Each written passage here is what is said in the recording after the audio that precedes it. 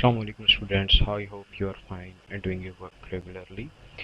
Okay, and today students we will do the story how the thief was found out, यानी कि चोर कैसे पकड़ा गया. Let us start. ठीक है. तो वो कहता है once a thief stole some cotton from a godown of a certain merchant. कि एक दफ़ा का जिक्र है कि एक चोर ने कुछ रुई चुराई. ठीक है. फ्रॉम अ गोडाउन यानी कि गोडाउन का मतलब उर्दू में जिसको हम गोदाम कहते हैं. ठीक है. और सर्टेन मर्चेंट किसी ताजिर के गोदाम से कुछ रुई चुराई. He could not be traced out यानी कि वो पकड़ा नहीं गया, उसका पता ना चला. There lived a very clever man in the neighbourhood. एक बहुत ही चालाक आदमी नेबरहुड विलेज यानी कि करीब के गांव में एक बहुत ही चालाक आदमी रहता था. He said to the merchant, उसने ताजिर से कहा, if you give me 50 rupees, अगर आप मुझे 50 रुपये देंगे, I shall catch the thief for you, यानी कि मैं आपको चोर पकड़ दूंगा, यानी कि आपके लिए चोर पकड़ने का काम कर दूंगा. 50 रुपीज़ बेटा यहाँ पे इनाम क्यों, इस वजह से है क्योंकि आप जानते हैं कि बेटा पुराने ज़माने की ये स्टोरी है और तब 50 रुपीज़ काफ़ी क्या नाम है अहमियत रखते थे.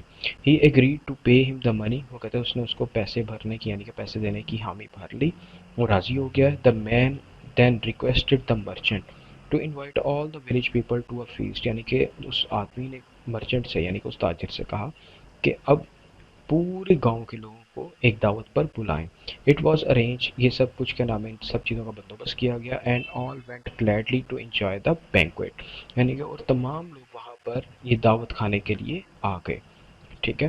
वो कहता है कि when they were feasting the man stood up and allowed.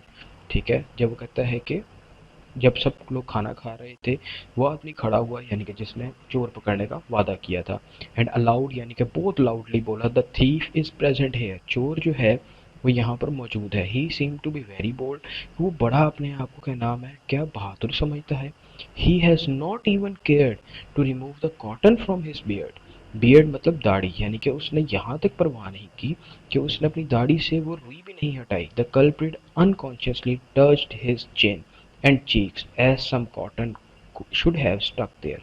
वो कहता है कि चोर ने मतलब कि क्या किया, बेध्यानी में अपने चिन यानी कि अपनी थोड़ी को और अपनी चीक्स यानी कि गालों को यानी कि क्या किया, टच किया, उनको साफ करने की कोशिश की जैसे कि वहाँ पर कुछ रुई अटक गई हो. In this way the thief was found out. वो कहता है कि इस तरह जो चोर था वो पकड़ा गया. एंड अरेस्टेड, उसको गिरफ्तार कर लिया गया.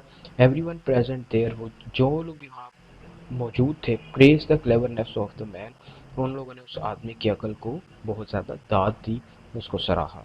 ठीक है. मॉरल है इसका, a guilty conscience need no accuser, जिसका उर्दू में अगर हम लोग क्या करते हैं एज ए प्रोवर्बियल जो इसका क्या नाम है ट्रांसलेशन है वो ये है कि चोर की दाढ़ी में तिनका.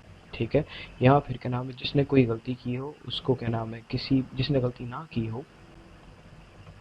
की हो सॉरी, तो उसको कहते हैं किसी भी इल्ज़ाम लगाने वाले की ज़रूरत नहीं होती, यानी कि चोर खुद ब खुद कोई ऐसी गलती कर देता है जिससे खुद ब खुद वो पकड़ा जाता है. So this is our lecture for today. So till then, अल्लाह हाफिज़.